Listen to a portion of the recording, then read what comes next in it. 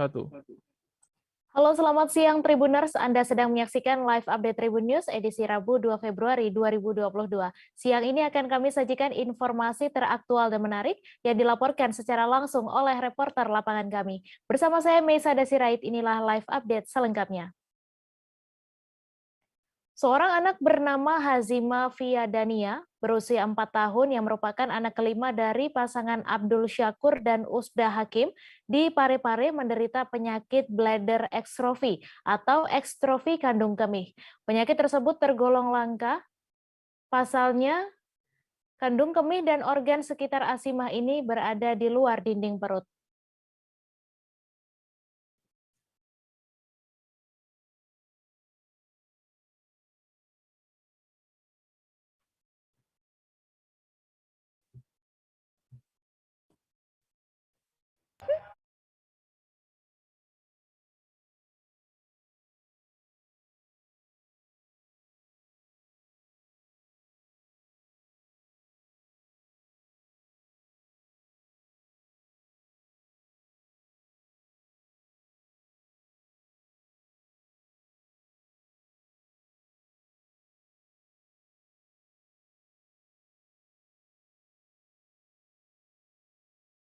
Anak bernama Hazima Fiadania berusia 4 tahun yang merupakan anak kelima dari pasangan Abdul Syakur dan Usda Hakim di Parepare menderita penyakit bladder extrophy atau ekstrofi kandung kemih.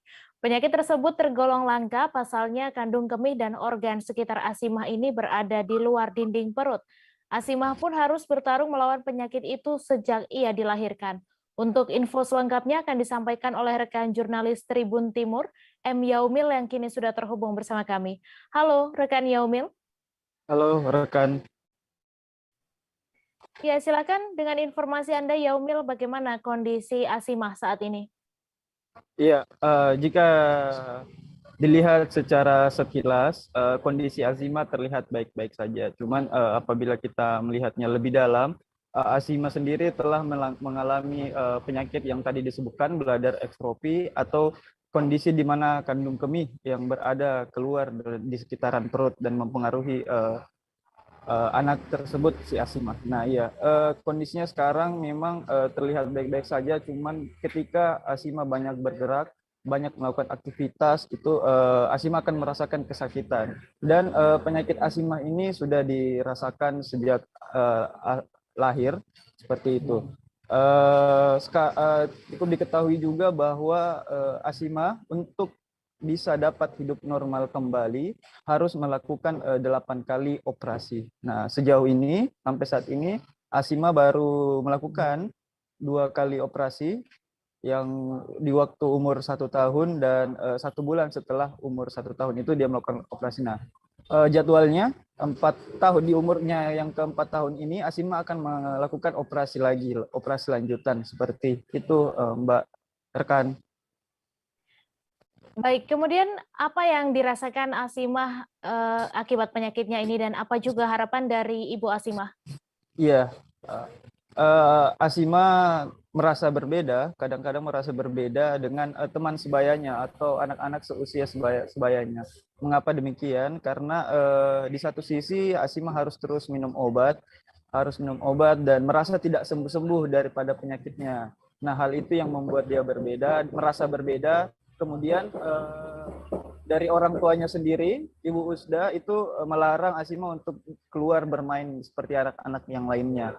Asima terpaksa harus hanya bermain di rumah, kalau tidak bermain dengan orang tuanya di teman-teman sebayanya yang main ke rumah Asima, seperti itu. Kemudian harapan dari Ibu Usdah sendiri, ibu dari Asima, hanya berharap anaknya bisa sembuh kembali, sembuh seperti anak-anak normal lainnya. Dan juga sedikit harapannya berharap kepada pemerintah daerah agar bisa diberikan bantuan baik material maupun non material. Seperti itu, rekan. Ya, baik.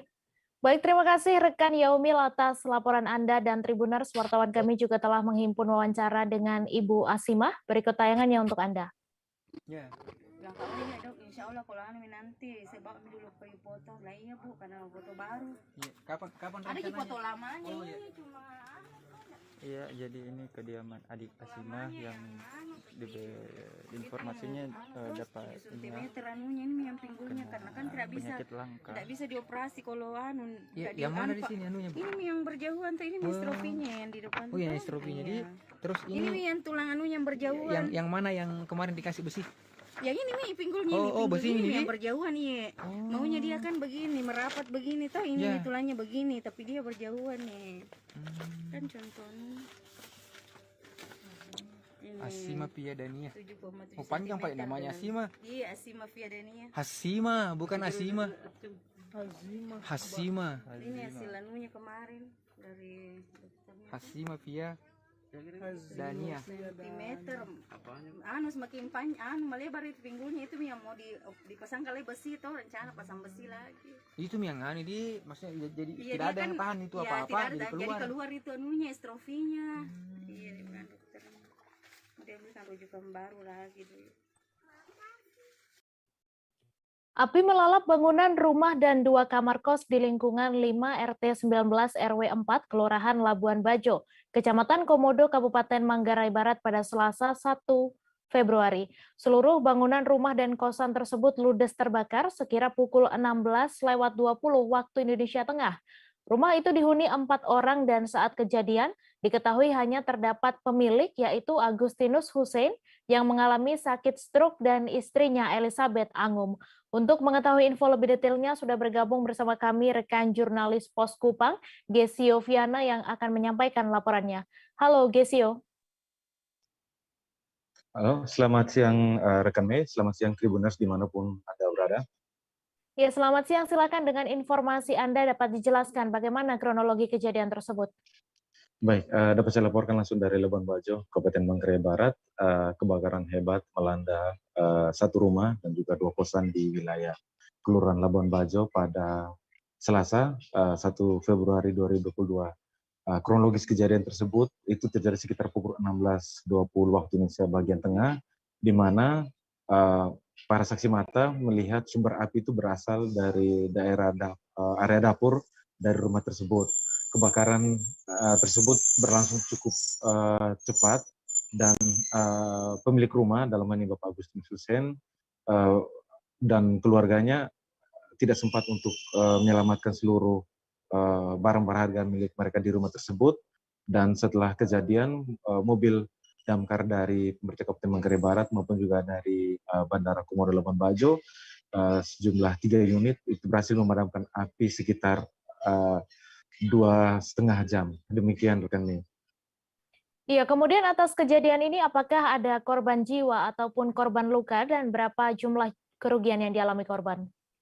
Dilaporkan usai kejadian tidak ada korban jiwa akibat kejadian tersebut, namun pemilik rumah dalam Bapak Agustinus Hussein itu saat ini yang tengah mengalami stroke, saat ini di sementara berada di rumah keluarganya dan istrinya sempat dilarikan ke rumah sakit dan di Puskesmas Labuan Bajo untuk mendapatkan perawatan karena trauma atau shock atas kejadian tersebut.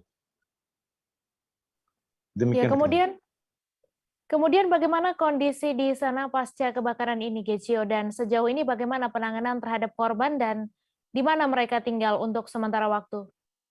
Pasca kejadian, pihak kepolisian dalam hari ini Polres Manggarai Barat memasang polisi lain untuk mengamankan tempat kejadian perkara dan dilakukan proses penyelidikan oleh kepolisian. Dan dari dugaan awal diketahui bahwa di area dapur itu pemilik rumah juga menyimpan beberapa botol air mineral yang diisi dengan bahan bakar jenis Pertalite.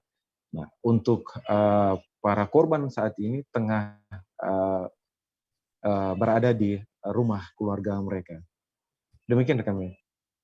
Baik, terima kasih Gesio atas laporan Anda dan Tribuners. Wartawan kami juga telah menghimpun wawancara dengan saksi mata serta anak korban dan juga Lurah Labuan Bajo. Berikut tayangannya untuk Anda. Mama kos tadi yang teriak. Mama kos teriaknya bagaimana? Ya teriak tadi, mama tolong kami jadinya kami juga ikut lari. Lihat sudah api sudah besar. Jadinya Perusahaan tadi kakak, pas sudah rumah sudah ludas kakak saya baru pulang.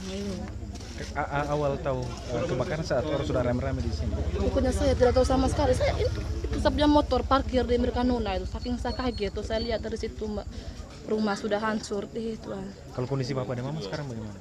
Bapak sudah bawa di rumahnya Oma tadi kayak yang di sebelah itu. Kalau Tapi mama mereka bilang di puskesmas. karena mungkin shock terpukul yang kejadian. Iya, terus tensi juga darah tinggi. Akibat kejadian ini kerugian atau apa yang semuanya habis listrik? Iya, pokoknya kakak saya pulang dari rumah sudah hancur.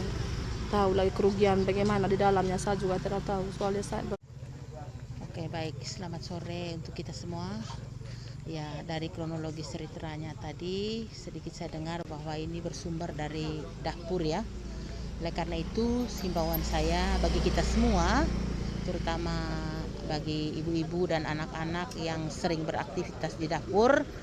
Jadi ketika kita sudah menyalakan api yang bersifat membakar, ya, baik itu untuk memasak atau untuk aktivitas lainnya, jangan ditinggal pergi, ya. Apabila dalam rumah itu ada orang tua atau ada orang yang memang harus butuh pengawasan, sebaiknya ada orang yang selalu mengawasi ketika kompor atau lilin sedang dinyalakan di dapur. Kemudian juga mungkin terkait dengan listrik ya, usahakan di dalam rumah itu jangan ada sistem cok yang dobel-dobel ya, sehingga tidak menyebabkan arus pendek. Ya biasa terjadi itu seperti itu. Jadi mungkin karena kita melihat lebih praktis atau lebih mudah, jadi kita tidak melihat resiko dari apa yang kita lakukan. Oleh karena itu saya menghimbau warga saya yang di Kelurahan Labuan Bajo dan kita semua untuk lebih hati-hati ketika kita menggunakan atau menyalakan api, lilin atau apa yang bisa menyebabkan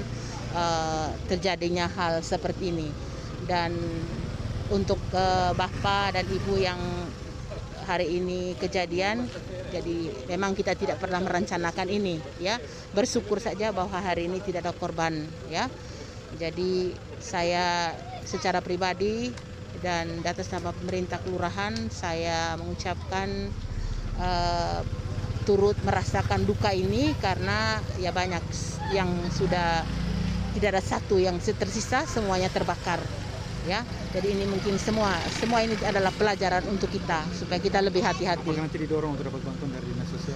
Kami akan usahakan itu dan besok saya melalui ketua RT saya minta untuk bisa melaporkan dari tingkat RT untuk melaporkan kelurahan sehingga kami bisa lanjutkan ke pemerintah kecamatan dan ke pemerintah kabupaten.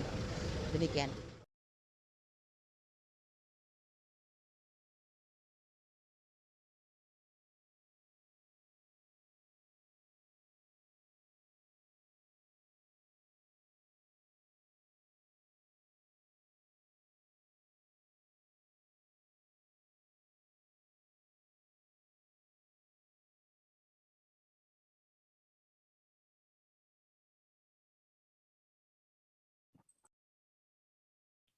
Seorang bocah SD berusia 8 tahun bernama Aldi Maulana sudah 2 pekan terakhir tidak kembali ke rumah.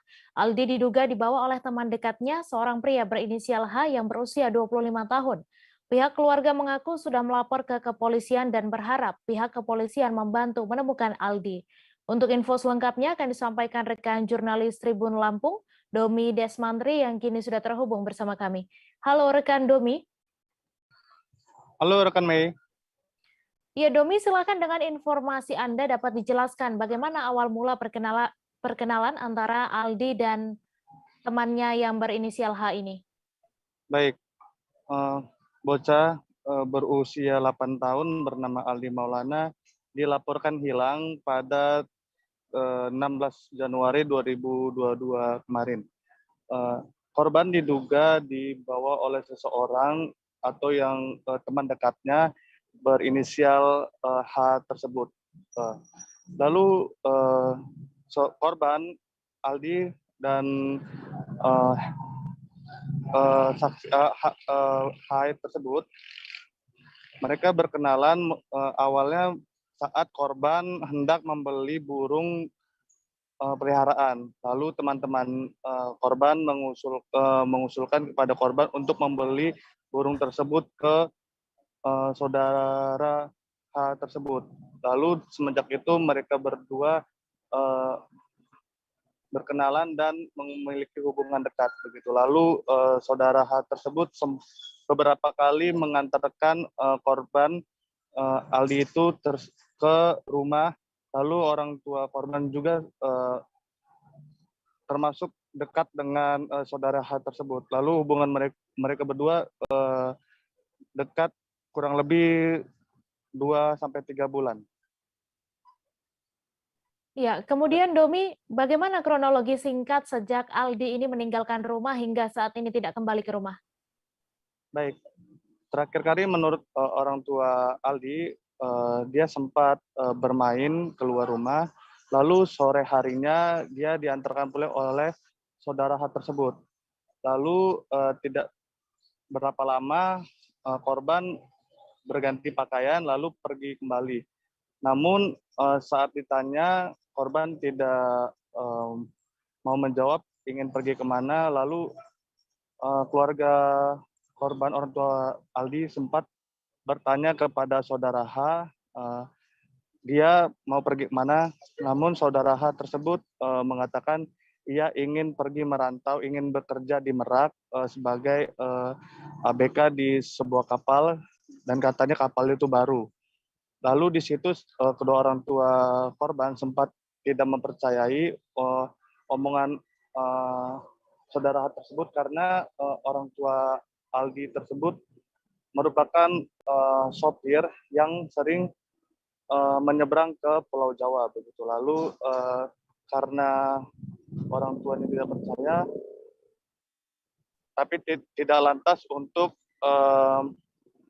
mencurigai saudara H tersebut. Lalu sekitar pukul 8 malam di hari tersebut, saudara H mengantarkan burung peliharaannya ke kerabat atau teman dekatnya karena tidak ada yang mengurusnya. Lalu karena mendapat informasi tersebut, orang tua Aldi sempat menyuruh keluarga ataupun saudara terdekat yang tinggal berdekatan dengan saksi yang melihat Aldi dan saudara H tersebut ke rumahnya, lalu mengonfirmasi ke rumah saksi tersebut dan informasi tersebut adalah benar. Begitu rekan Mei.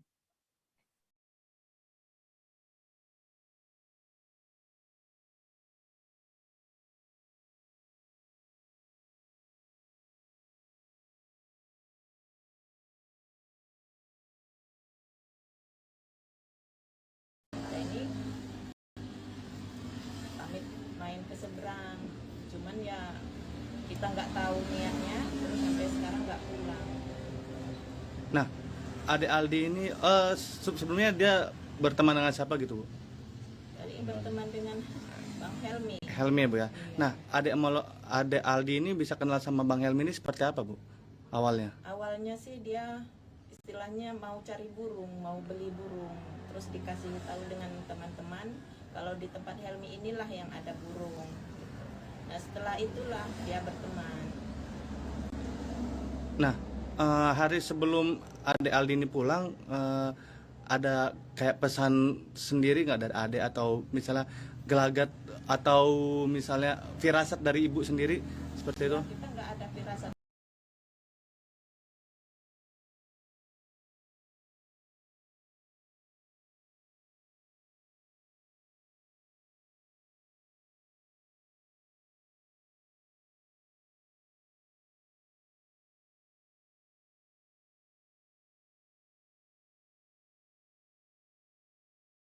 Juga hari Senin pagi ini, terus diantarlah sore. Warga di kompleks perumahan Bukit Panggoy Indah, Desa Menasah Masjid, Kecamatan Muara II, Kota Lok Semawe, tempat melakukan perbuatan maksiat. Sehingga 3 pria dan 2 wanita diamankan setelah digerebek warga karena dicurigai telah berbuat maksiat. Penggerebekan itu dilakukan warga pada Minggu 30 Januari sekira pukul 3 waktu Indonesia Barat. Dari dugaan sementara, rumah tersebut dijadikan tempat prostitusi. Untuk info selengkapnya akan disampaikan rekan jurnalis Serambi News, Zaki Mubarak, yang kini sudah terhubung bersama kami. Halo rekan Zaki. Ya,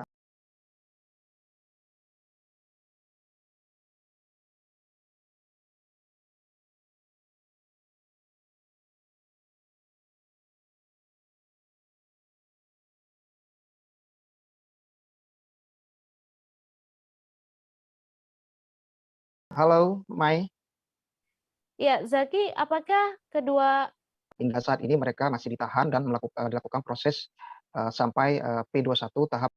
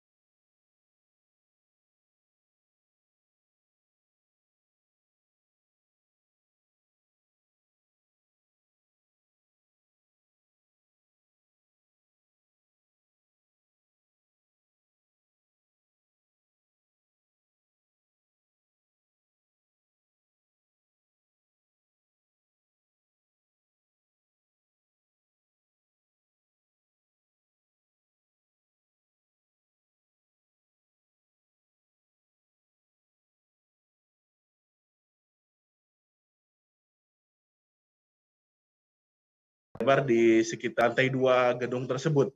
Akibatnya kebakaran tersebut juga berdampak hingga ke lantai 3 gedung yang ada di Jalan Gajah Mada tersebut, Mei. Dan untuk saat ini aktivitas para pegawai hari ini mereka sudah dan sesuai arahan dari Gubernur dan juga katakan pasca kebakaran kemarin, begitu, Mei. Ya, baik. Terima kasih Fernando atas laporan Anda dan Tribuners. Wartawan kami juga telah menghimpun wawancara dengan Kapolresta Pekanbaru. Berikut tayangannya untuk Anda. Tadi kira-kira pukul 14.15 WIB ya, terjadi kebakaran di kantor Bapeda di Provinsi Riau. Indikasinya yang dibakar, sambil indikasi pelaku kita dalami ya. Untuk pelakunya sudah teridentifikasi, mohon restunya dalam ini masih kita dalami ya, identitas kita sudah tahu ya, mudah-mudahan dalam waktu dekat kita bisa menangkapnya. Dan tadi kan banyak kumpulan asap dan satu orang dari saksi menyatakan satu orang. Dan tadi kan banyak kumpulan asap. Selain Sofan dan ada aksi pentingan kebakaran. Dari saksi tadi dari pemadam kebakaran juga lagi bekerja dan Sapam tadi saksi di sini sementara masih satu sofa di lantai 2. Mungkin efek dari pembakaran itu lari ke lantai 3 asapnya. Nah, namun nanti untuk jelasnya nanti kita minta keterangan dari pemadam kebakaran. Namun untuk keterangan awalnya itu seperti itu, dari sofa yang dibakar sehingga menimbulkan asap sampai ke lantai 3. Kami akan kembali seusai jeda sejenak, Tribuners, tetap di Live Update. Oke, apa kabar Bang Aris di sini untuk strateginya? Kalau saya sendiri di Jumit 37 ini yang semalam baru mulai, saya udah Sebenarnya aku nggak ngerasa itu penangkapan atau penggerebegan atau apapun itu, karena gini loh, posisinya aku kriteria. Jadi kita mengenal disebut dengan stroke yang tidak berdarah dengan stroke yang berdarah. Stroke yang tidak berdarah itu biasanya ditandai dengan adanya penyumbatan. Kalau itu terjadi di sini mungkin pikirnya tidak ke situ kali ya, tapi kalau di Korea atau di Kamboja itu ada beberapa paper yang saya itu Mas, ya, dulunya tukang koran. Oh gitu ya. Tukang koran. Ya, saya baca itu Pak. Tuh kan pernah baca kan? Ya. Jadi kalau saya jadi pangdam itu udah bersyukur banget. Si anak ini dijadikan sebagai tersangka begitu.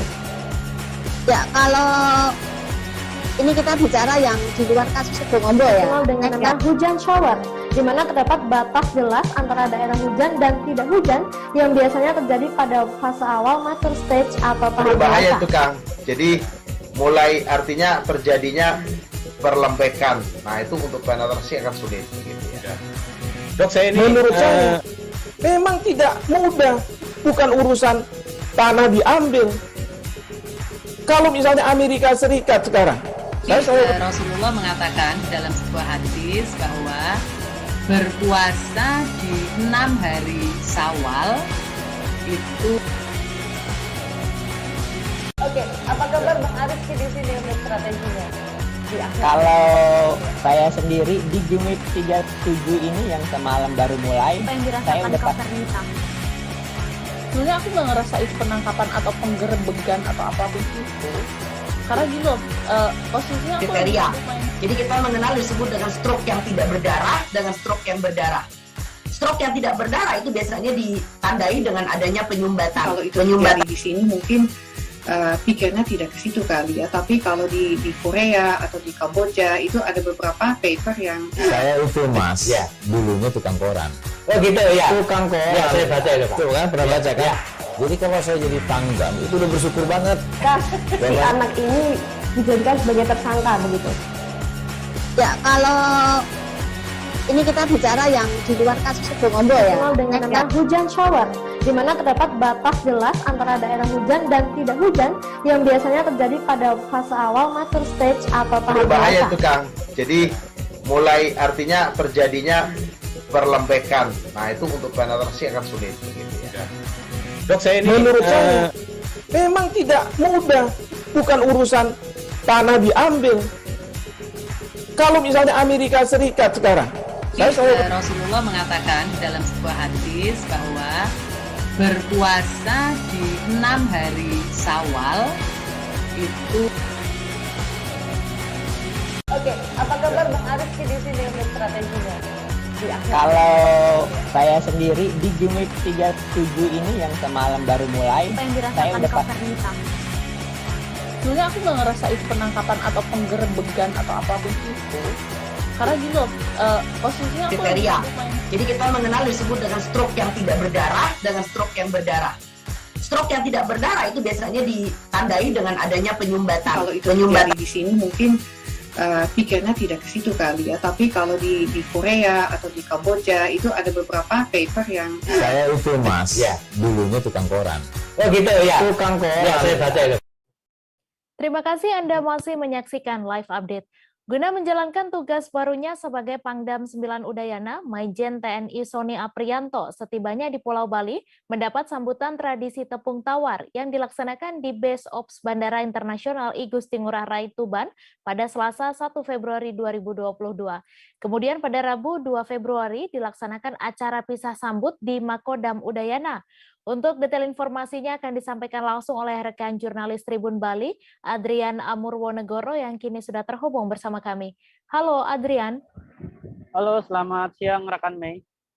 Ya, selamat siang. Silakan dengan informasi Anda, bagaimana prosesi berlangsungnya pisah sambut Pangdam Udayana ini?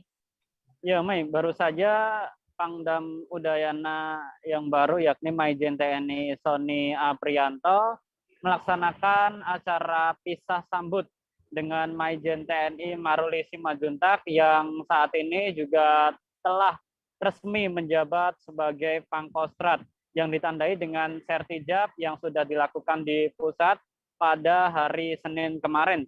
Dan Maijen TNI Sony Aprianto sendiri tiba di Bali pada hari Selasa 1 Februari kemarin yang disambut dengan tradisi tepung tawar.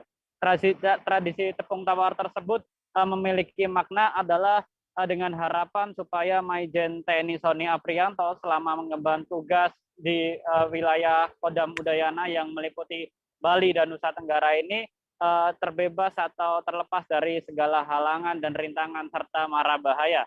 Dan hari ini dilaksanakan acara pisah sambut antara Pangkostrat Maruli Simanjuntak dengan Pangdam Udayana yang baru Maijen TNI Sony Aprianto. Mei. Iya, kemudian apa pesan dari Maijen TNI Maruli Simanjuntak dan Pangdam yang baru Maijen TNI Sony? Ya, Mei, dari pada pagi hari tadi dilaksanakan acara tradisi pisah sambut di halaman Makodam Udayana dan tampak di belakang saya pula banyak berjejer puluhan bahkan ratusan karangan bunga ucapan selamat dan sukses atas Pangdam yang baru Maijen TNI Sony Aprianto yang kini menjabat sebagai Pangdam dan juga kepada Maruli Simanjuntak yang kini sudah menjabat sebagai Pangkostrat. Dalam sambutan di acara pisah sambut tadi, Maijen TNI Maruli Simanjuntak berpesan kepada para prajurit untuk terus meningkatkan kinerja sebagai TNI maupun PNS Kodam Udayana melaksanakan program-program yang sudah berlangsung secara berkesinambungan agar nama baik Kodam Udayana ini dapat semakin lebih baik lagi, baik di tingkat pusat hingga di level daerah. Dan Maruli juga berpesan kepada Pangdam yang baru untuk dapat melanjutkan program-program dan mengevaluasi program-program yang sebelumnya telah dilakukan agar program-program yang berjalan dapat berjalan secara berkesinambungan lebih baik lagi. Sedangkan Maijen TNI Sony Aprianto tadi juga telah menyatakan bahwa dirinya siap mengemban tugas jabatan sebagai Pangdam Udayana yang baru dan siap untuk melanjutkan program-program yang dilaksanakan Maijen TNI Maruli Simanjuntak. Salah satunya ialah tugas pembinaan di wilayah teritorial termasuk yang paling unggulan dari Maijen TNI Maruli Simanjuntak ialah program pompa hidram, di mana program tersebut mampu mengatasi kesulitan air bersih di wilayah-wilayah yang kesulitan mengakses air bersih. Sebab menurut Maruli sendiri, air merupakan sumber kehidupan yang vital untuk mampu berdampak secara positif dari berbagai hal, berbagai sektor, dan juga dapat meningkatkan kesejahteraan masyarakat. Sehingga hal itulah yang dititipkan oleh Maruli yang dikenal juga saat menjabat Pangdam Udayana ini dikenal sebagai Bapak Air karena upaya kerasnya dalam membantu masyarakat mengatasi kesulitan akses air, dan hal itulah yang dititipkan kepada Maijen TNI Maruli Simanjuntak kepada Maijen TNI Sony, tentunya selain operasi perang, yakni operasi militer selain perang juga harus ditingkatkan dengan program-program untuk meningkatkan kesejahteraan masyarakat, Mei. Ya, kemudian bagaimana keberlanjutan program Kodam 9 Udayana sendiri di tangan Pangdam yang baru ini? Iya, selama dipimpin oleh Maijen TNI Maruli Simanjuntak saat menjabat menjadi Pangdam Udayana, banyak program-program yang disebut program atau non-program Kodam Udayana, seperti program pompa hidram di ratusan titik di wilayah Bali dan Nusa Tenggara, kemudian program plasma ayam, selain itu juga program pertanian, kemudian program penghijauan, yang program-program itulah yang sekiranya dititipkan oleh Maruli kepada Maijen TNI Sony agar terus bisa diteruskan secara berkesinambungan dan dilanjutkan saat Maijen TNI Sony menjabat sebagai Pangdam Udayana. Sebab kesejahteraan masyarakat merupakan hal yang utama, dan kesejahteraan masyarakat ini yang dipikirkan oleh Maruli sejak menjabat sebagai Pangdam Udayana, dan pesan itulah yang disampaikan kepada Maijen TNI Sony agar dapat meneruskan program-program tersebut secara berkelanjutan selama mengabdi atau mengemban tugas di Kodam Udayana. Dan Maijen TNI Sony sendiri sebenarnya tidak asing dengan wilayah Kodam Udayana ini, sebab pada tahun 2007 yang lalu Maijen TNI Sony yang beberapa tahun terakhir memang aktif berkiprah di bidang intelijen ini, dulunya pernah bertugas di Kodam Udayana tahun 2007 dan menjabat sebagai Komandan Intel Kodam Udayana. Selanjutnya Maijen TNI Sony bertugas menjadi Danjonif 315 Garuda Siliwangi, dan Maijen TNI Sony juga selanjutnya bertugas sebagai Komandan Pusat Intelijen Angkatan Darat, kemudian staf di Badan Intelijen Negara, dan terakhir Maijen TNI Sony bertugas sebagai Deputi 3 Bidang Kontra BIN sebelum bertugas di Kodam Udayana ini, Mei. Ya, terima kasih Adrian Amurwonegoro atas laporan Anda. Selamat bertugas kembali. Kita beralih ke informasi selanjutnya. Tribuners, Wali Kota Medan Bobi Nasution meminta oknum tenaga kesehatan yang diduga menyuntikkan vaksin kosong ke siswi SD Wahidin Sudirohusodo Medan Labuhan yang sempat viral beberapa waktu lalu untuk jujur. Hal ini menurut Bobi jauh lebih baik agar diketahui apakah siswi yang bersangkutan harus divaksin ulang atau hanya menunggu vaksin dosis kedua. Sebab menurut Bobi, jika oknum tenaga kesehatan ini enggan untuk jujur, maka akan berdampak pada kesehatan siswa-siswi itu sendiri. Untuk info selengkapnya akan disampaikan rekan jurnalis Tribun Medan, Rehtin, yang kini sudah terhubung bersama kami. Halo rekan Rehtin. Selamat siang, Mei. Iya, selamat siang. Silakan dengan informasi Anda. Bagaimana respons dari Wali Kota Medan Bobi Nasution terkait perkembangan kasus penyuntikan vaksin kosong ini? Baik, Wali Kota Medan Bobi Nasution memberikan tanggapan kembali mengenai kasus penyuntikan vaksin kosong di SD Wahidin Sudirohusodo, Kecamatan Medan Labuhan yang terjadi sekitar beberapa minggu lalu. Dan Wali Kota Medan, Bobi Nasution menyatakan bahwasanya beliau meminta tenaga kesehatan yang saat ini juga telah ditetapkan sebagai tersangka, yaitu dokter berinisial G, untuk jujur mengenai apakah pada suntikan vaksin yang diberikan kepada seorang siswi di SD Wahidin berisi dosis atau sama sekali kosong. Hal tersebut karena Bobi meminta dokter tersebut memberikan informasi secara jujur, karena jika tidak jujur hal itu akan berpengaruh terhadap kesehatan ataupun kondisi tubuh dari siswa tersebut. Dan seperti diketahui, Mei, bahwasanya hingga saat ini Polisi daerah Sumatera Utara juga tengah melakukan penyelidikan terkait kasus penyuntikan vaksin kosong ini, karena beberapa hari lalu juga pihak dari kuasa hukum dokter berinisial G itu menyatakan bahwasanya kasus penyuntikan vaksin kosong tersebut tidak benar, sehingga hal ini membuat masyarakat dan khalayak ramai juga bingung terkait penyuntikan ini. Dan hal ini yang membuat Wali Kota Medan Bobi Nasution meminta kejujuran dari pelaku penyuntikan vaksin kosong tersebut. Begitu, Mei. Ya, kemudian apa tindakan yang dilakukan oleh pemerintah Kota Medan sendiri terkait kasus ini, Rehtin?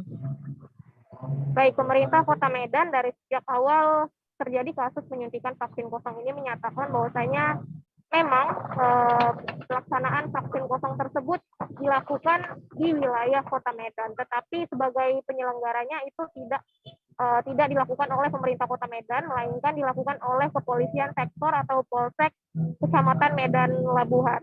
Dan hal ini yang membuat Pemko Medan melakukan penyelidikan lebih lanjut apakah pelaksana dari vaksin ini merupakan dari pihak sekolah ataupun dari pihak lain. Dan Pemko Medan sendiri sudah meminta organisasi dan komunitas terkait seperti Ikatan Dokter Indonesia atau IPI Kota Medan dan juga Persatuan Dokter Umum Indonesia Kota Medan atau PDUI untuk merespons dan juga meminta kepada anggotanya yaitu dokter berinisial G untuk menceritakan kronologis dan juga memperbaiki jika terjadi kesalahan dalam pelaksanaan penyuntikan.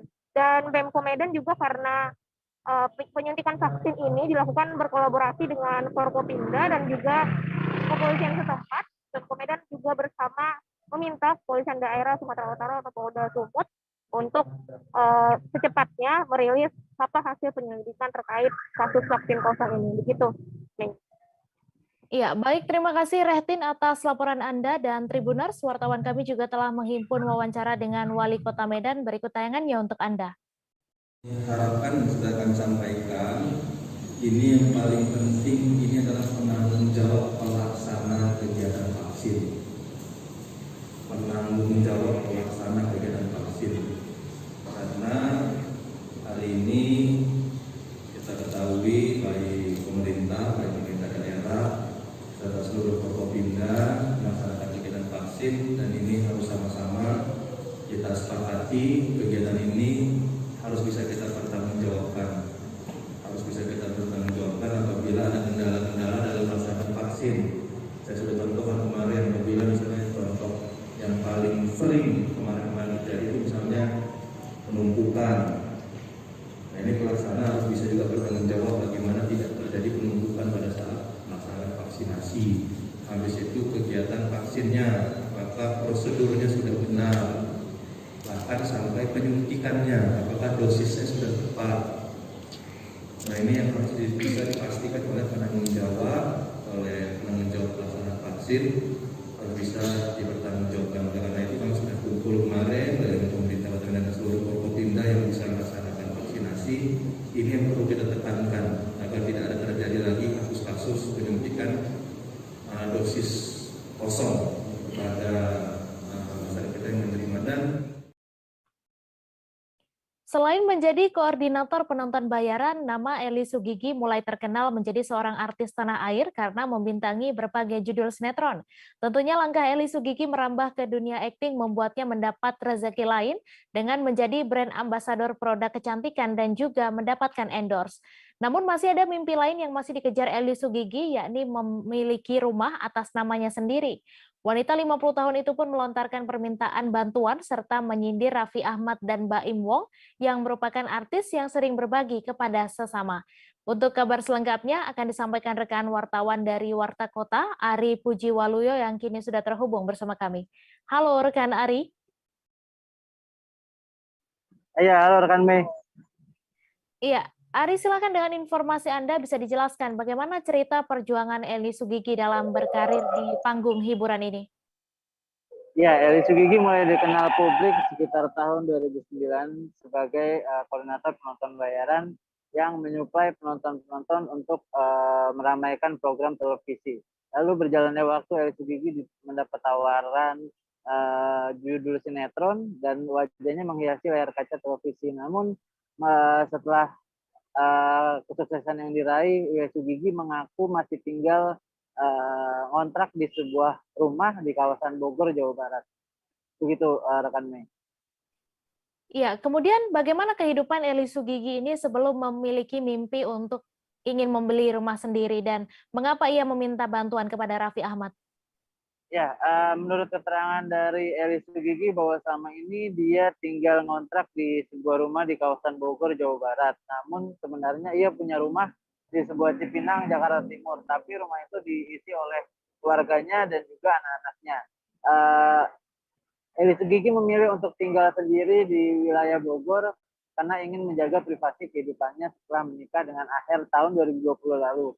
Lalu di luar itu perjalanan karirnya dari Eli Sugigi pun terlihat cukup signifikan dan juga cukup roket karena beberapa judul televisi beberapa tahun lalu diambil oleh Eli Sugigi untuk menjaga eksistensinya di panggung hiburan. Mengapa Eli Sugigi sampai meminta bantuan kepada Raffi Ahmad? Karena dia mengetahui Raffi Ahmad adalah sosok public figure yang sering berbagi kepada orang lain gitu, khususnya ke beberapa rekan artis.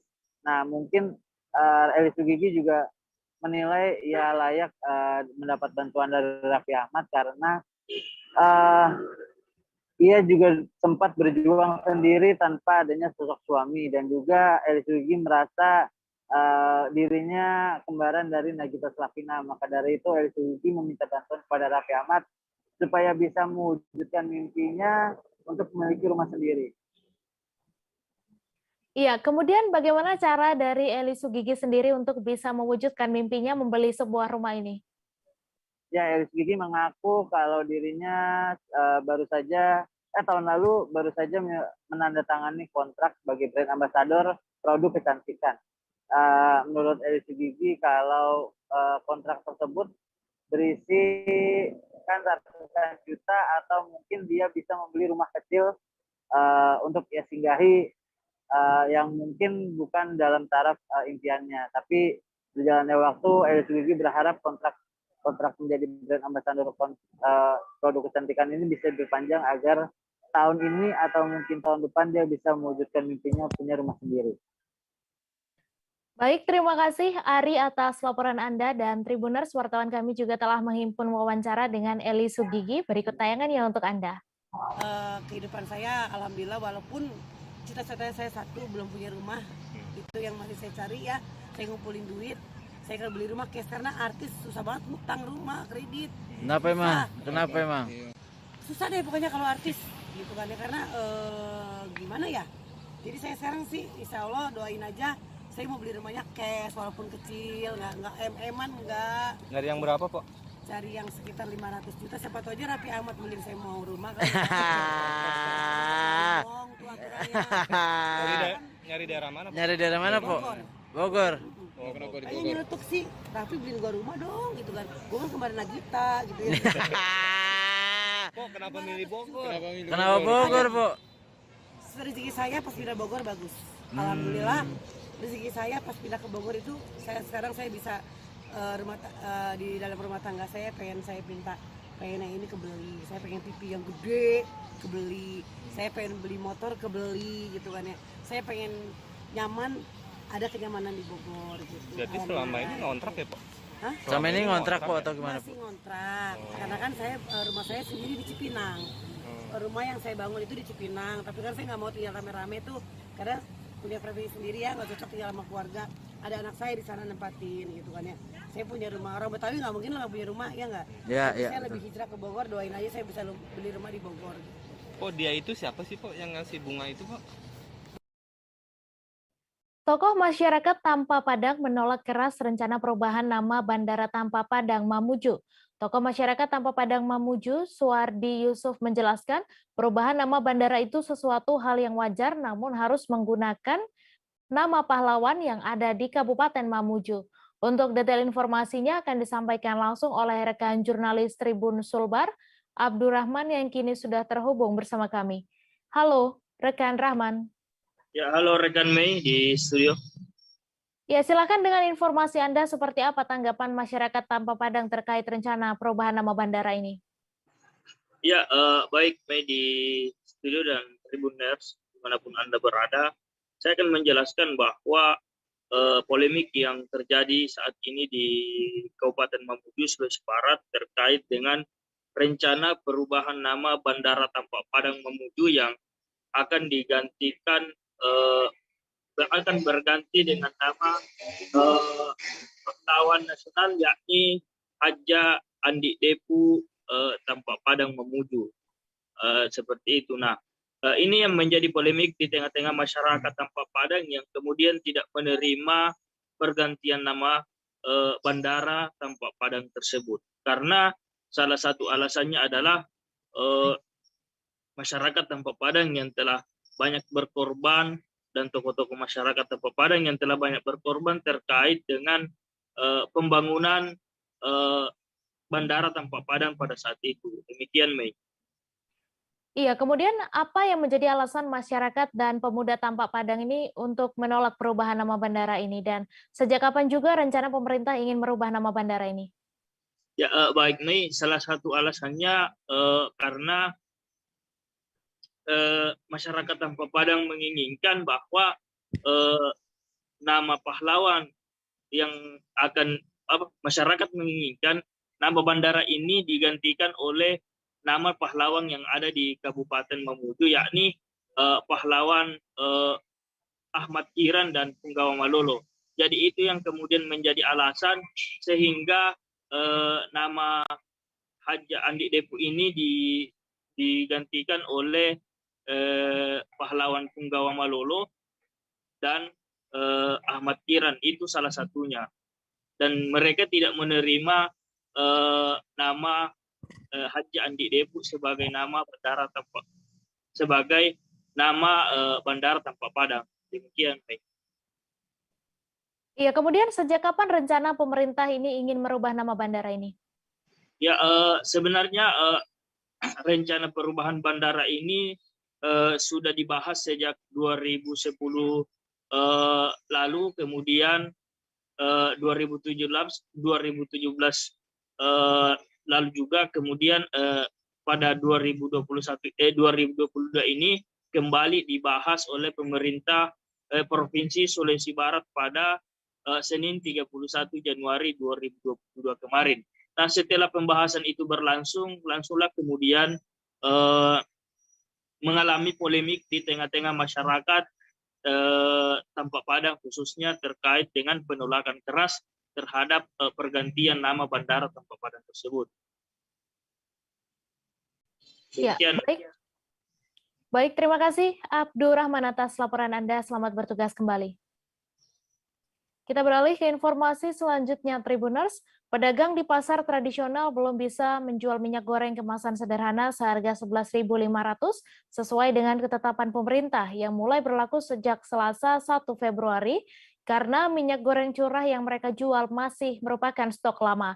Seorang pedagang di pasar satelit Sako Palembang bernama Om Bay mengatakan stok minyak yang dijualnya dibeli dengan modal yang lebih mahal dari ketentuan pemerintah. Modal membeli minyak ke distributor yaitu Rp17.000 per kilogramnya, sehingga ia harus menjual di kisaran Rp18 hingga Rp19.000 per kilogramnya.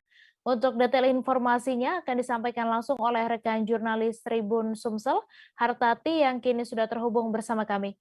Halo rekan Hartati. Ya, halo rekan Mei. Selamat siang. Yes. Selamat siang, silakan dengan informasi Anda bagaimana ketersediaan stok minyak goreng di pasaran saat ini. Ya, Mei. Untuk minyak goreng curah ini, saya sudah sempat berkeliling di hampir seluruh toko sembako di pasar satelit Sako Palembang. Itu sulit ditemui. Kalaupun ada, mereka itu hanya disimpan di belakang. Jadi saat konsumen bertanya baru mereka keluarkan.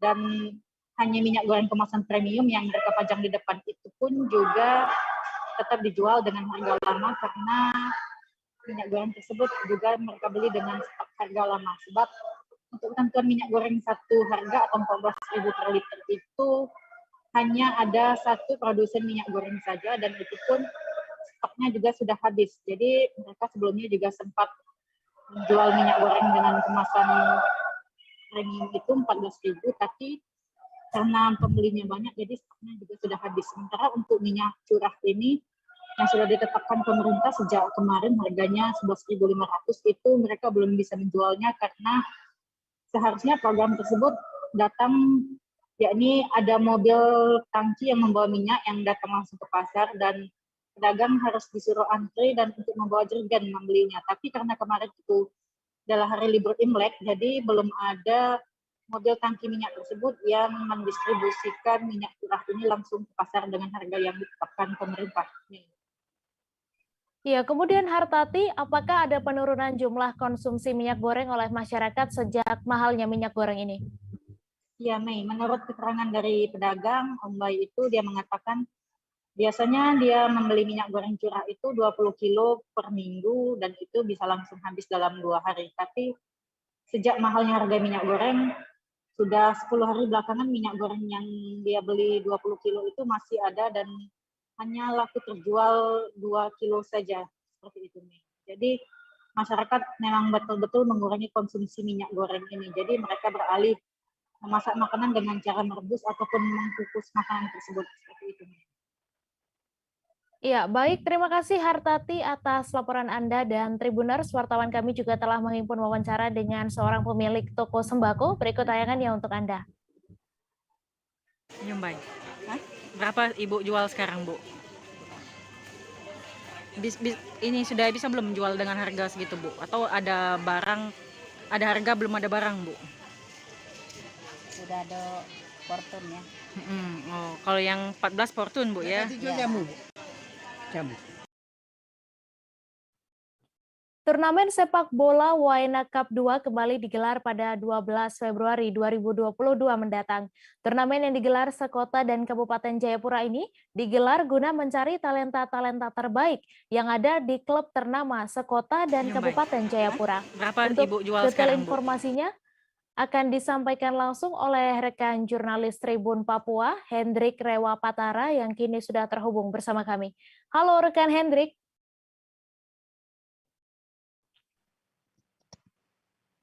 Ya, halo, selamat sore rekan Mei dan juga Tribuners. Iya, selamat sore. Silakan dengan informasi Anda. Bisa disebutkan berapa banyak klub yang terlibat dalam Waena Cup 2 ini? Oke, terima kasih rekan Mei. Dapat saya informasikan bahwa dari hasil wawancara bersama Ketua Panitia dan saya juga langsung mengikuti technical meeting pertama, di mana sebanyak 24 tim yang terlibat dalam turnamen Waena Cup ini, di mana turnamen ini dilaksanakan sekota dan Kabupaten Jayapura. Begitu rekan Mei. Iya, kemudian bagaimana tanggapan dari panitia terkait digelarnya kompetisi ini di tengah pandemi? Iya rekan Mei, Ketua Panitia menjelaskan bahwa turnamen ini sudah mendapatkan izin dari Polda Papua, yakni harus menerapkan protokol kesehatan yang sangat ketat, antara lain pada turnamen ini sendiri sering terjadi kerumunan, oleh sebab itu panitia akan menjaga ketat protokol kesehatan, yakni pada saat pertandingan akan dimulai. Begitu rekan Mei. Ya, kemudian Hendrik, ex pemain Liga 1 siapa saja yang akan turun dalam turnamen kali ini?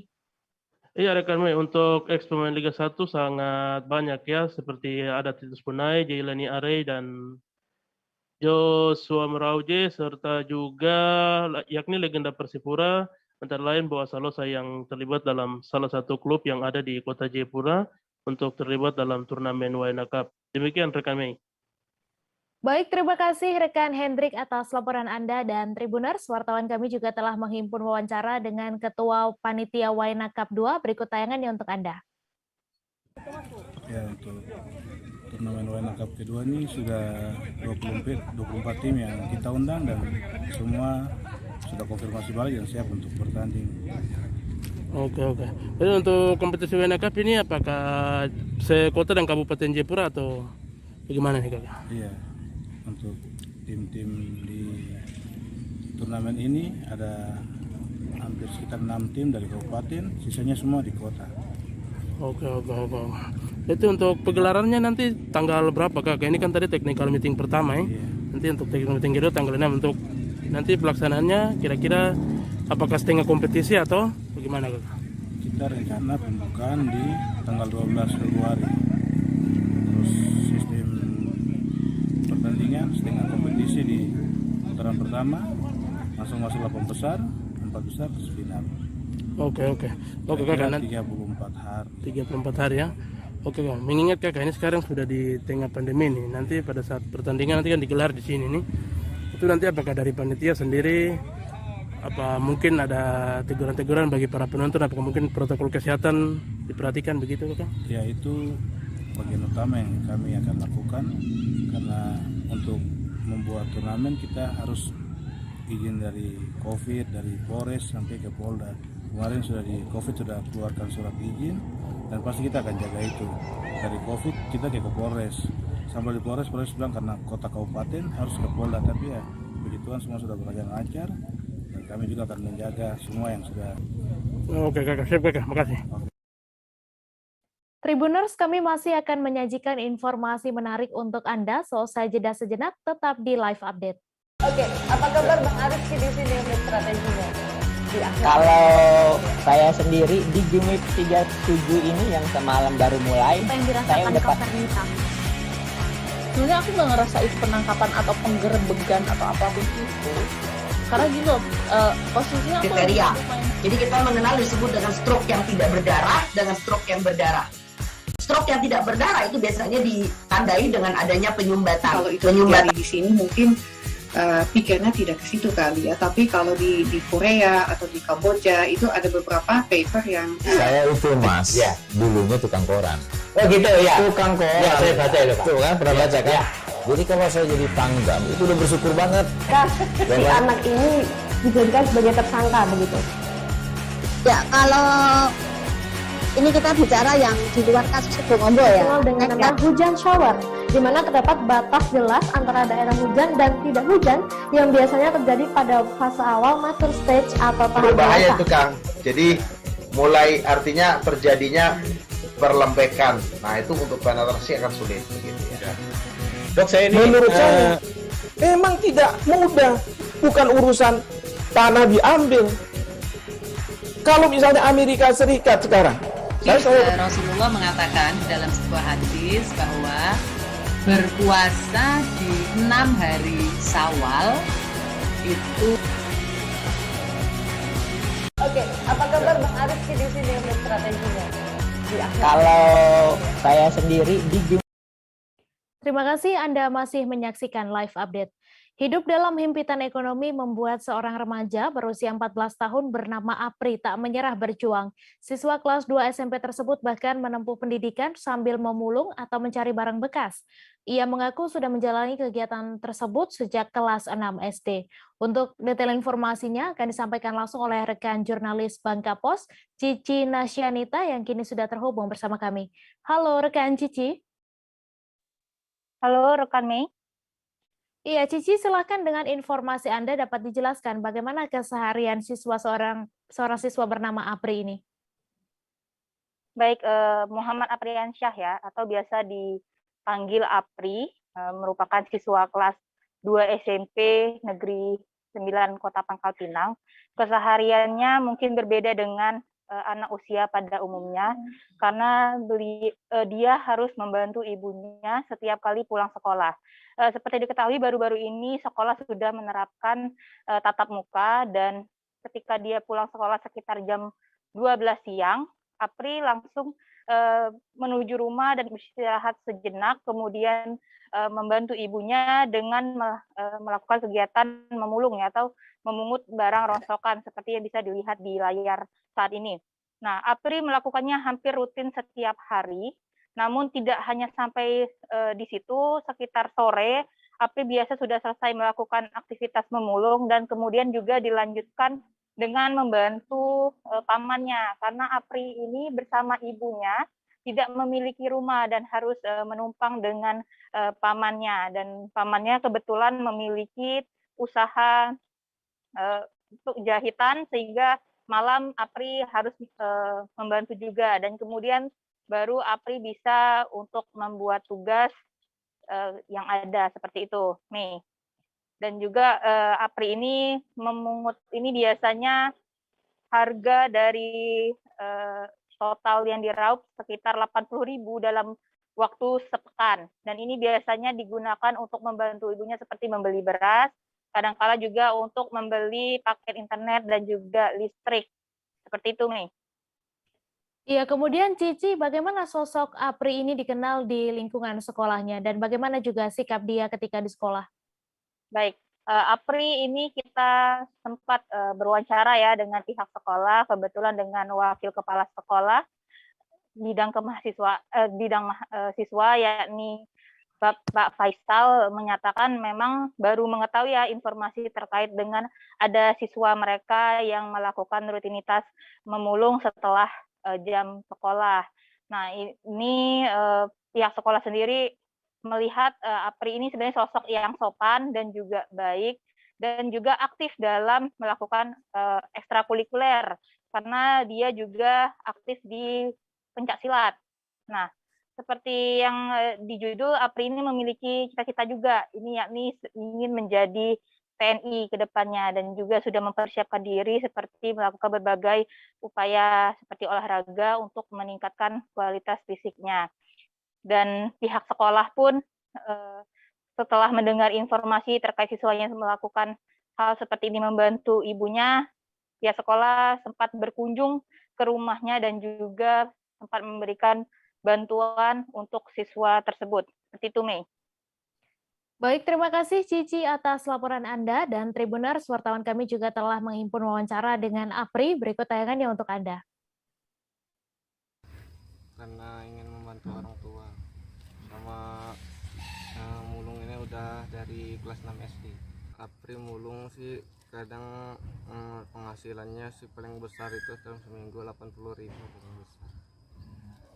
Dan itu untuk apa biasanya dipergunakan? Untuk beli beras, kadang untuk ya pertemanan, kelas itu kan punya hutang. Nah, jadi oleh sebab itu perayaan hari besar keagamaan kita lakukan, termasuk perayaan seperti Natal, nanti Lebaran juga, nanti hari baca juga ya, Black juga itu telah kita lakukan. Dan itu menjadi hal yang biasa dan sudah menjadi tradisi yang baik. Perayaan Imlek tahun ini masih dirayakan secara sederhana karena masih dalam kondisi pandemi COVID-19. Namun berbeda dari tahun sebelumnya, nuansa tahun baru Imlek di 2022 lebih terasa di Kabupaten Malinau. Pemerintah mengizinkan menggelar open house tahun ini. Namun karena masih dalam kondisi pandemi, masyarakat yang merayakan diminta menggelar open house secara sederhana. Untuk info selengkapnya akan disampaikan rekan Muhammad Supri, wartawan Tribun Kaltara yang kini sudah terhubung bersama kami. Halo rekan Supri. Halo rekan Mei. Iya, Supri silakan dengan informasi Anda bagaimana suasana perayaan Tahun Baru Imlek di Malinau ini.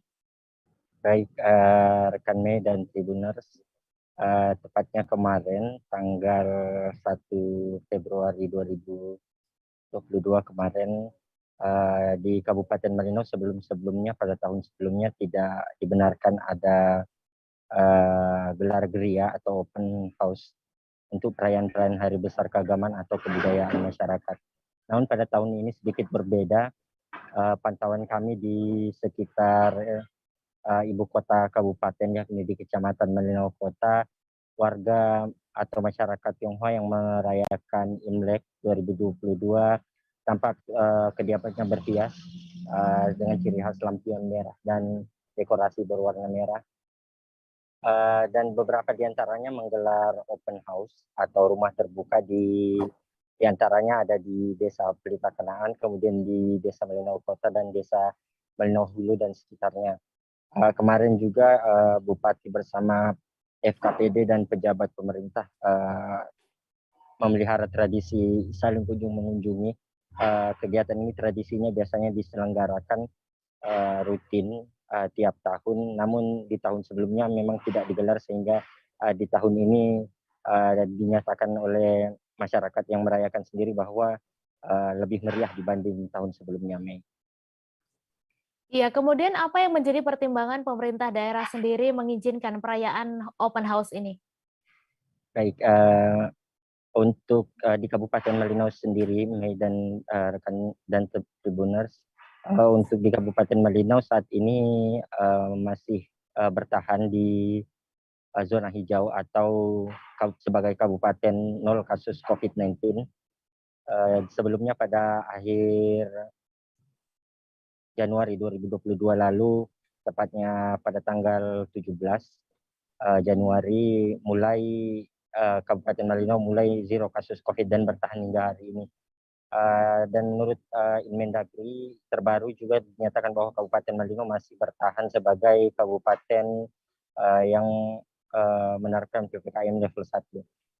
hal-hal tersebut dinyatakan oleh Bupati sendiri sebagai faktor pertimbangan mengapa ada sedikit kelonggaran untuk kegiatan-kegiatan berbasis kegiatan keramaian baik kegiatan keagamaan atau perayaan kebudayaan besar masyarakat di Kabupaten Malinau. Pertimbangan lainnya yakni untuk memelihara tradisi, di mana memang pada hari-hari besar keagamaan di tahun lalu, contohnya Natal dan Idul Fitri, telah ada sedikit kelonggaran dibanding tahun 2020 lalu. Sehingga hal tersebut menjadi pertimbangan penting oleh pemerintah untuk tetap menggelar geria atau open house. Nih. Iya, kemudian seperti apa sambutan warga yang merayakan Imlek di Malinau dan apa saja tradisi perayaannya? Baik, Mei, untuk tradisi perayaan di Kabupaten Malinau sama seperti perayaan Hari Besar Keagamaan dan Kebudayaan di Kabupaten Malinau, di mana ada tradisi kunjung mengunjungi sesama masyarakat, karena di Kabupaten Malinau sendiri terdiri dari beragam suku, etnis, dan agama. Untuk tradisi kunjung mengunjung ini adalah bagian yang terpelihara sejak Kabupaten Malinau terbentuk dan bertahan hingga hari ini. Untuk di wilayah Kecamatan Malinau Kota sendiri, tradisi tersebut juga menjadi bagian penting dari upaya untuk menjaga keberagaman di Kabupaten Malinau, diantaranya pejabat pemerintah, forum koordinasi perangkat daerah, dan masyarakat sendiri memelihara tradisi ini secara terus-menerus. Salah satunya yaitu dengan kegiatan atau perayaan Imlek pada tahun ini kemarin. Tradisi kunjung mengunjung ini tetap dipelihara karena sebelumnya pada tahun lalu sudah tidak ada kegiatan kunjung mengunjung ini dikarenakan ada pengetatan aktivitas masyarakat karena pandemi COVID-19. Dikatakan Bupati sendiri bahwa tradisi tersebut dipertahankan dan akan terus dilestarikan sampai untuk merayakan beberapa kegiatan-kegiatan keagamaan dan kebudayaan sebagai bagian dari upaya untuk melestarikan dan menjaga keberagaman di Kabupaten Malinau. Mei. Baik, terima kasih Supri atas laporan Anda. Selamat bertugas kembali. Oke. Kita beralih ke informasi selanjutnya, Tribuners. Perayaan Tahun Baru Imlek 2022 di Kendari berlangsung kondusif. Hal itu diperkuat dengan pengamanan oleh pihak kepolisian di vihara yang ada di Kota Kendari. Polda Sultra mengerahkan tim terpadu untuk melakukan pemantauan di vihara-vihara Kota Kendari pada Selasa 1 Februari. Terpantau pelaksanaan perayaan Imlek di Kota Kendari berlangsung. Untuk info selengkapnya akan disampaikan rekan Amelda Devi, wartawan Tribun Sultra yang kini sudah terhubung bersama kami. Halo rekan Devi. Halo Mei. Ya, silakan dengan informasi Anda dalam rangka apa pemantauan dilakukan dan berapa personil kepolisian yang diturunkan untuk melakukan pemantauan ini? Ya, baik Mei. Jadi pelaksanaan hari raya perayaan Tahun Baru Imlek 2022 di Kota Kendari, tepatnya kemarin di Vihara Eka Dharma Manggala, pihak kepolisian sempat melakukan pemantauan di sejumlah vihara, termasuk di Vihara Eka Dharma Manggala. Ya, pemantauan itu dalam rangka untuk memastikan keamanan perayaan Imlek selama Februari ini di Kota Kendari. Ya, tentu saja untuk mengantisipasi terjadinya hal-hal yang tidak diinginkan. Karena kita tahu bersama beberapa bulan yang lalu sempat juga terjadi kericuhan di Kota Kendari, sehingga pihak kepolisian tidak ingin hal itu terulang kembali di hari-hari perayaan. Ya, untuk diketahui, Mei, pihak kepolisian bersama tim terpadu itu menurunkan sekiranya 86 personil, di antaranya 20 orang dari BRIMOB, 5 orang Samapta, kemudian ada satu satuan setingkat peleton lalu lintas, ada pula Propos selaku pengawas dari pelaksanaan tugas kepolisian dalam pemantauan kemarin, dan juga Reskrim kurang lebih 20 orang. Seperti itu, Mei. Iya, kemudian seperti apa suasana perayaan Imlek di Kota Kendari sendiri? Ya, suasana perayaan Imlek di Kota Kendari dimulai pada malam pergantian tahun, yaitu 31 Januari 2022. Sudah dimulai perayaan sejak pukul 8 hingga 10 malam, kemudian dilanjutkan pukul 12 malam, dan untuk perayaan di tanggal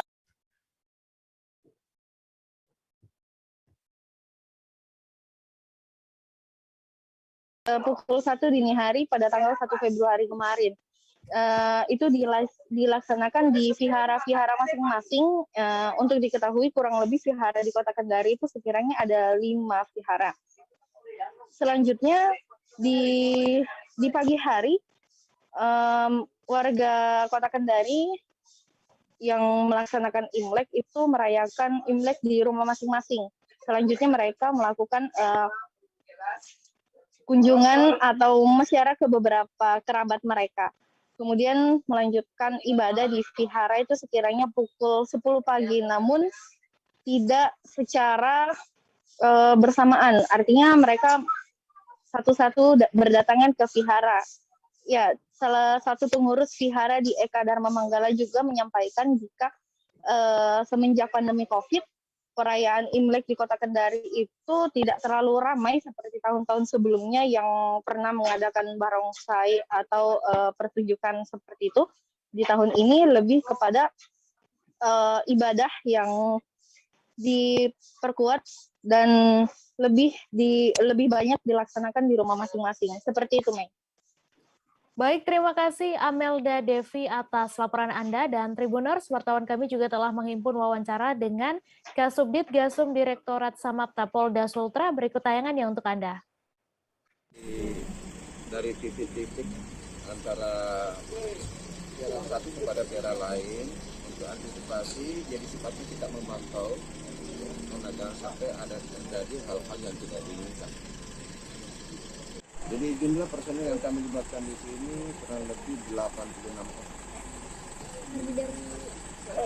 Jadi terdiri dari Brimob, 1 SST, Samapta 1 SST, terus Lantas juga kurang lebih 1 SST juga, terus ada dari Propos, selaku pengawas dalam hal pelaksanaan tugas kami, terus ada dari pihak reskrim kurang lebih 20 orang. Brimob yang kami libatkan juga lebih 20 orang, terus Samapta 15 orang, dan lalu lintas juga sekitar 18 orang. Jadi kami tim terpadu dari semua fungsi untuk antisipasi dan sampai terjadi hal yang tidak diinginkan terkait dengan hari Pasca.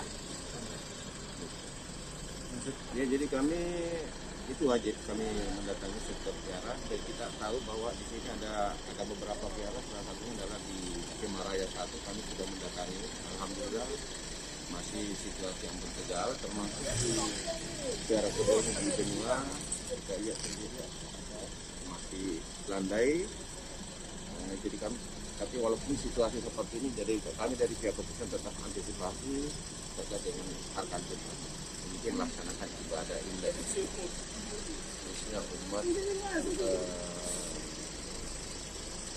yang beragama Hindu.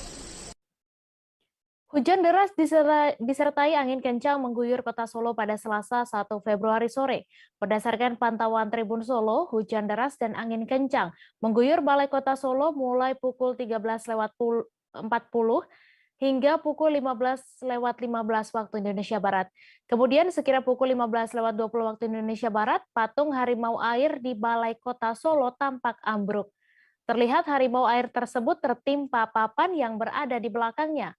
Untuk info selengkapnya akan disampaikan rekan Mardon Widianto, wartawan Tribun Solo yang kini sudah terhubung bersama kami.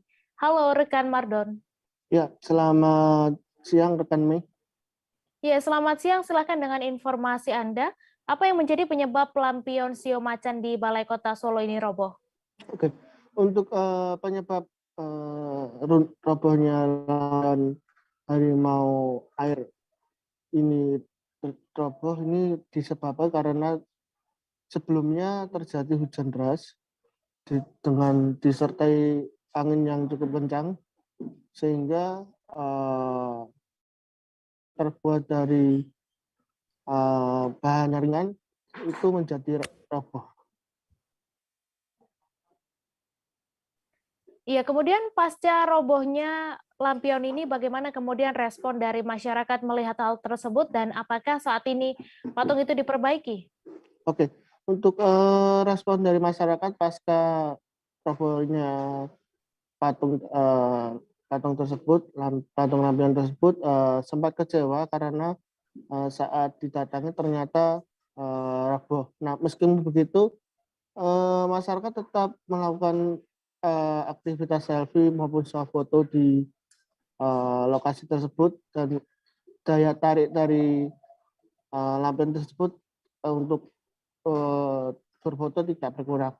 Nah, untuk setelah itu, pasca kejadian itu, dari panitia langsung sigap memperbaiki patung tersebut hingga terpantau tadi malam patung tersebut sudah kembali berdiri kokoh.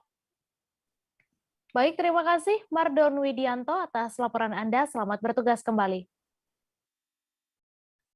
Kita beralih ke informasi selanjutnya, Tribuners. Puluhan korban kebakaran di Jalan Kepa Duri Mas, Kelurahan Duri Kepa, Kecamatan Kebonjeruk, Jakarta Barat, sibuk mencari pakaian layak sumbangan dari warga pada Rabu 2 Februari.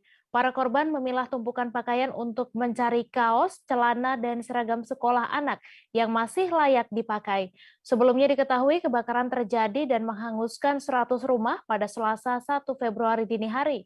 Untuk info selengkapnya akan disampaikan rekan Miftahul Munir, wartawan Warta Kota yang kini sudah terhubung bersama kami. Halo rekan Munir. Selamat siang rekan Mei dan Tribuners. Iya, selamat siang. Silakan dengan informasi Anda, apa yang menjadi penyebab kebakaran di sana? Baik, untuk penyebab kebakaran di 100 bedeng yang berada di Kelurahan Duri Kepa, Kecamatan Kebonjeruk, Jakarta Barat, sampai saat ini belum diketahui oleh semua warga yang menjadi korban kebakaran karena pihak kepolisian masih terus menyelidiki kasus tersebut. Kemudian pihak kepolisian juga sudah berkoordinasi dengan Puslapor Mabes Polri untuk mencari penyebab kebakaran tersebut. Begitu rekan Mei. Ya, kemudian menurut pantauan Anda di lapangan, bagaimana kondisi terkini di lokasi kebakaran? Baik, kondisi terkini di lokasi kebakaran itu warga tadi banyak banget yang mencari pakaian layak untuk digunakan karena memang warga yang menjadi korban kebakaran ini tidak sempat membawa barang-barang berharga ataupun pakaian yang ada di dalam rumah. Kemudian warga juga berada di tenda pengungsian yang letaknya tidak jauh dari tempat kebakaran. Kemudian kondisi terkini juga sudah ada garis polisi yang dipasang yang menjadi tempat atau penyebab kebakaran tersebut. Begitu rekan Mei. Ya, kemudian Munir, apakah kebutuhan warga yang terdampak ini terpenuhi selama di tenda pengungsian? Baik, untuk warga yang menjadi korban kebakaran ini kebutuhannya sudah terpenuhi baik dari makanan ataupun dari minuman serta kebutuhan anak-anak yang berada di pengungsian sehingga mereka tidak merasa kelaparan apalagi sampai harus menunggu makanan yang datang dari berbagai pihak. Kemudian juga ada posko kesehatan untuk mengecek bagaimana kondisi-kondisi para korban kebakaran selama berada di tenda pengungsian. Begitu rekan Mei. Baik, terima kasih Miftahul Munir atas laporan Anda, dan Tribuners, wartawan kami juga telah menghimpun wawancara dengan Ketua RT 7 RW 4 Kelurahan Duri Kepa. Berikut tayangannya untuk Anda. Dari warga. Dari warga. Dari warga, dari dimanapun dia berada, kalau dia kenal dengar kabar, dia bantu ke sini. Sampai semalam saya jam 9:30 itu masih yang aktor banyak sekali. Nah, terus ini hari ini baru dibagiin ke warga. Nah, semua juga udah dibagiin kemarin. Karena kan yang korban ini kan ada yang sudah pulang ke rumah saudara, gitu kan, mungkin nggak tahu. Gitu. Nah, ini banyak lagi Pak. Orang banyak lagi, tambah lagi. Masih banyak berarti nih berarti. Mereka kadang nyari baju sekolah nggak ada, sarung yang perlu kata kita cari lagi, kita banyak lagi. Untuk kebutuhan makanan sendiri gimana Bu RT? Alhamdulillah. Kebutuhan makanan warga. Ada udah disiapin udah Pemda itu. Nah, untuk anak-anak sekolah sendiri pakaiannya juga udah ada di sini. Seragam-seragam. Udah ada yang banyak bahkan sekolah layak pakai ya, bukan yang baru gitu kan. Tapi mereka tetap semangat walaupun korban kebakaran, dia semangat untuk anaknya sekolah. Alhamdulillah semangat banget gitu. Ya kita tutup peduli ya. Ini berarti makin siang makin ramai yang nyari baju Bu RT ya. Makin siang ini makin banyak yang nyari baju-baju.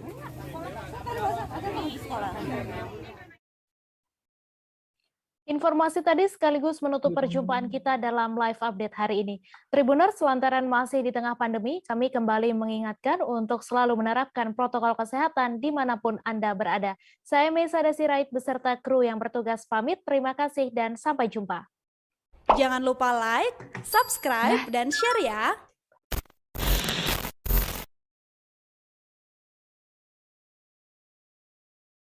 Jangan lupa like, subscribe, dan share ya.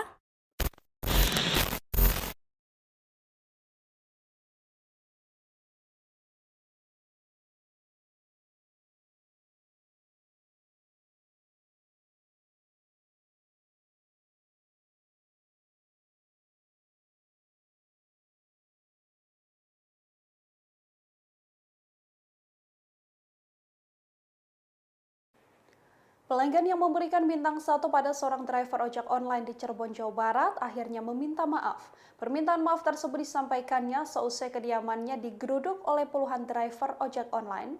Mediasi antara SS dan driver ojol bernama Ahmad Asep ini dihadiri oleh Kapolsek Gunung Jati AKP Abdul Majid. AKP Majid membenarkan bahwa SS sudah meminta maaf.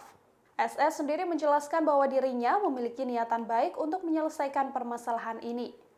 Meski begitu, ia juga meminta agar pihak driver ojol ikut mengoreksi diri. Awalnya Asep mengatakan bahwa ia mendapatkan pesanan pada Minggu 30 Januari ke kawasan Jatimulia, Kecamatan Gunung Jati, Kabupaten Cirebon. Ia pun membelikan makanan dan mengantarkannya ke titik lokasi yang dikirimkan oleh pelanggan. Namun pelanggan yang diketahui bernama SS ini marah dan memaki Ahmad dengan kata kasar. Asep mengaku bahwa SS langsung marah-marah saat mengambil makanan. Setelahnya, ia pun langsung menerima bintang 1. Ini mau diviralkan ya? Enggak, jangan. Bentar dulu. Teman-teman, bentar dulu. Bentar dulu. Ya, mangga bicara, Bu. Gini ya, kita sama-sama punya niat baik. Ya, Bu, saya punya niat baik, kalian juga harus punya niat baik. Gak bisa satu pihak saja yang ditekan-tekan terus untuk punya niat baik. Saya bilang, tadi saya sudah ditelepon. Saya nggak tahu namanya, tapi nomornya masih saya simpan. Bukan Pak Tri kedua. Dia bilang, dia wakil dari kalian semua. Minta klarifikasi. Saya bilang, ya betul. Saya minta maaf karena saya sudah marah berlebihan. Tapi, mari saling mengkoreksi diri. Jangan cuma saya, customer saja